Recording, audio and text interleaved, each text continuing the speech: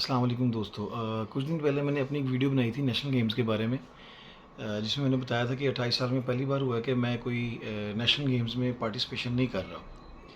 तो वो वीडियो देखने के बाद काफ़ी लोगों का, काफ़ी दोस्तों का, काफ़ी सीनियर्स का वो मैसेज आया था कि आप नेशनल गेम्स क्यों नहीं खेल रहे, सिलेक्शन नहीं हुई आपकी, या आपने सिलेक्शन नहीं दी, या क्या क्या ऐसा मसला हुआ कि आपने नेशनल गेम्स पार्टिसिपेट नहीं किया।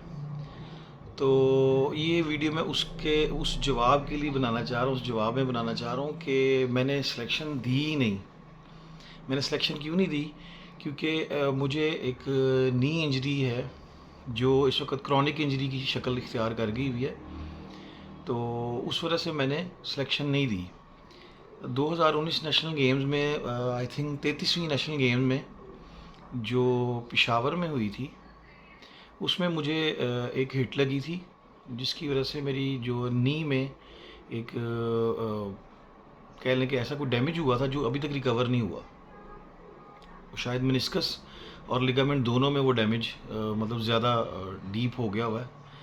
तो फिर 2020 में मैंने ऐसे नेशनल चैम्पियनशिप खेली थी। उसमें पहली फ़ाइट में भी मुझे उसी जगह पे जर्क आई थी, और वो फ़ाइट जीतने के बाद दूसरी फ़ाइट में मुझे दोबारा से वो जर्क लगी, और जो मेरे कोच थे वो उनसे मैनेज नहीं हुई। मतलब इसमें उनकी कोई गलती नहीं है, जिस इंसान की जितनी नॉलेज होती है उसने उस हिसाब से आपको ट्रीट करना होता है। तो उन्होंने अपनी नॉलेज के हिसाब से जिस तरह से मेरा ट्रीटमेंट किया, जो जर्क उन्होंने मेरे नी को दी, शायद कि घुटना उतर गया और वो घुटना चढ़ाने की कोशिश कर रहे थे।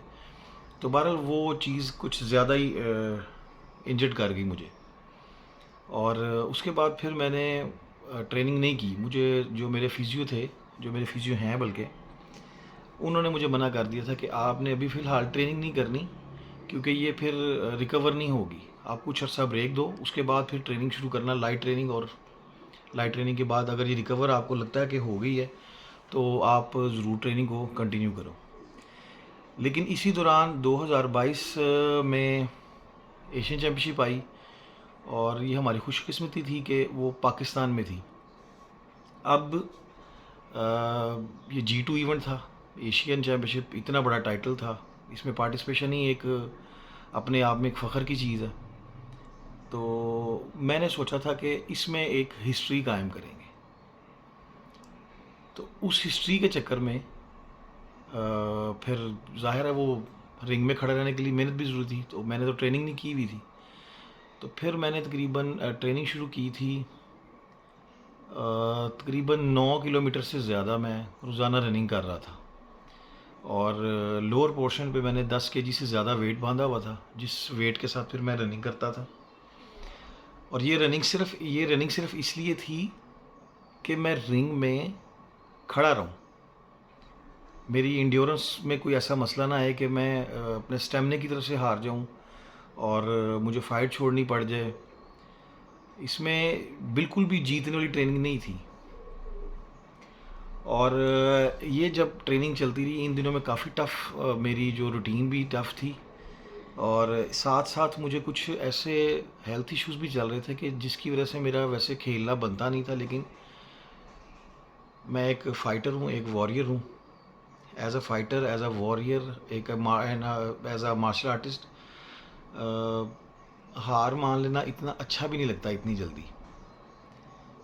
तो अब जो हिस्ट्री क्रिएट करनी थी, वो क्रिएट करने में काफ़ी मुश्किलें तो आईं। मुश्किलें ये भी थीं कि अब अक्सर लोग मिल रहे थे जिनको पता चल रहा था कि मैं इवेंट खेलने जा रहा हूँ या इवेंट खेलने आया हूँ। वो कहते थे कि यार अब आपकी एज नहीं है, अब आप 40 साल के हो गए, अब आपको छोड़ देना चाहिए, अब आपको रिटायर हो जाना चाहिए। और कुछ लोगों ने इस तरह भी कहा कि यार अब आपकी जो एज है और आपका जो फिटनेस लेवल है, आप किसी यंग लड़के के हाथों नॉकआउट हो जाओगे।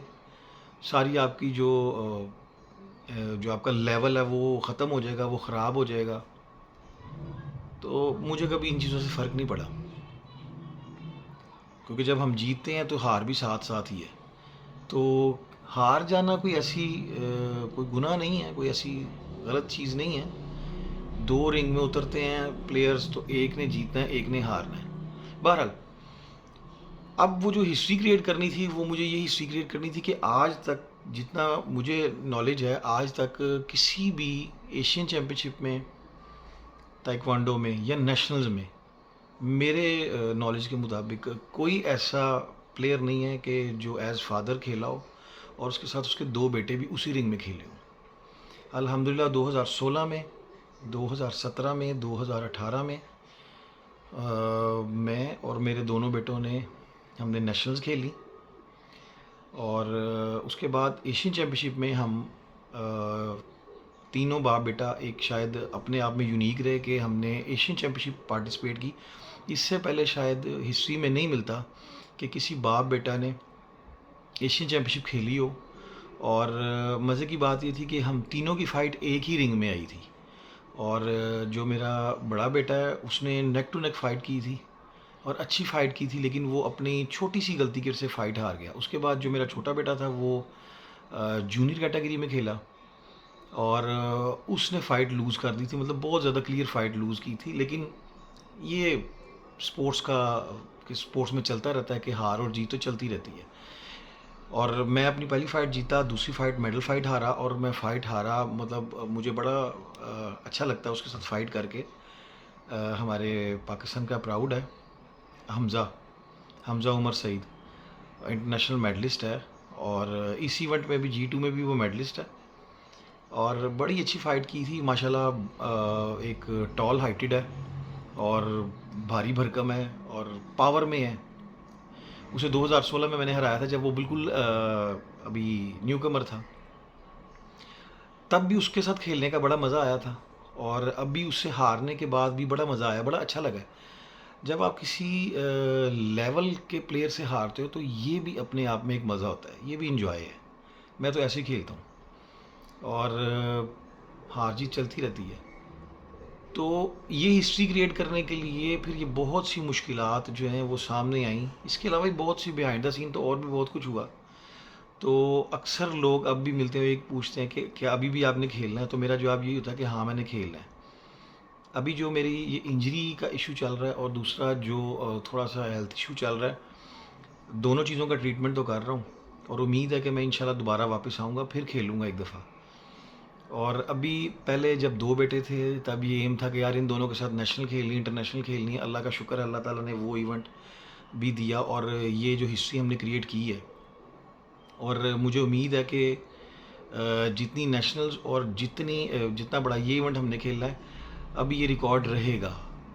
और जो लोग ये रिकॉर्ड तोड़ना चाहते हैं उन लोगों को मैं ये बता दूं कि अगर मैं ज़िंदा रहा और मैं थोड़ी बहुत मेरी फ़िटनेस रही इस लेवल की कि मैं रिंग में खड़ा हो सकता हूँ, तो जो मेरा तीसरा बेटा, सबसे छोटा बेटा है, वो खैर अभी तो पौने 2 साल का है, मैं उसके साथ भी ज़रूर खेलूँगा।